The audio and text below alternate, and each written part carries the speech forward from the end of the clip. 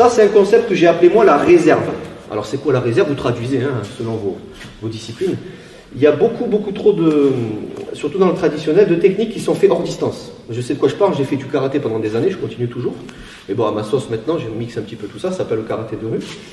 Mais bon, en traditionnel, on fait beaucoup de techniques comme ça. C'est-à-dire, on ne touche pas, d'accord? Mais on arrive ici. Pour moi, hein, ça n'engage que moi, si vous arrivez dans n'importe quelle technique, on va en voir plusieurs, même les jambes, hein, si vous arrivez devant quelqu'un à ça, devant sa tronche, déjà on se dit ça va, c'est impressionnant, c'est bien, il s'est contrôlé, certes. C'est mieux ça que de lui péter le pif sans contrôler.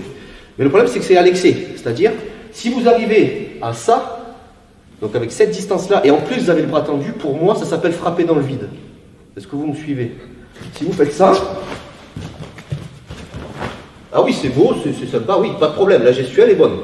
La distance, elle n'est pas bonne du tout, c'est mon opinion.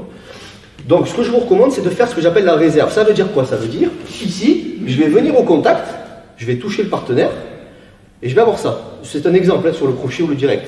Dans chaque technique, vous allez essayer de faire ça. On va faire chaque technique isolée après, hein, tous ensemble. Ça, c'est ce que j'appelle la réserve. Ça veut dire quoi? Ça veut dire, c'est un partenaire, je ne veux pas le sécher, je ne veux pas lui faire mal, je m'arrête ici. Ça peut être ici. D'accord?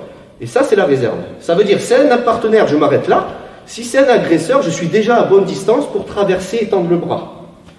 Et c'est ça la valeur du coup, elle est là. Donc ça, c'est très important à comprendre. Il ne faut pas faire ça. D'accord? Pour démarrer, c'est déjà très bien.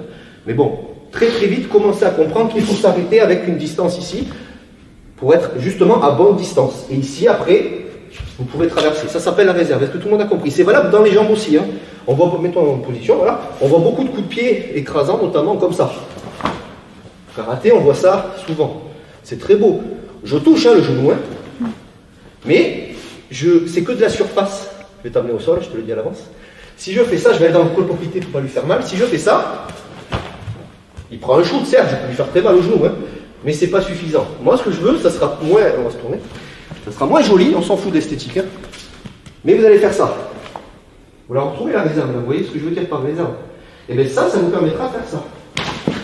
Et là, vous voyez que l'efficacité, c'est pas la même. On est d'accord?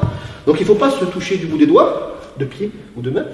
Il faut se traverser. Par contre, on n'est pas obligé à chaque fois de se ruiner comme ça, de se traverser à fond. Mais vous devez être en capacité de le faire. Si tu souhaites aller encore plus loin, à savoir décupler tes connaissances en self-défense, devenir confiant et efficace en situation réelle, mais ce que je t'invite à faire, c'est à cliquer juste ici. Formation offerte. Ou encore sur le lien qui est en description juste sous la vidéo. Voilà, j'espère que la vidéo d'aujourd'hui t'a plu et que t'a aidé à progresser un petit peu plus. Quant à moi, je te retrouve de l'autre côté pour commencer ta formation vidéo offerte. À tout de suite.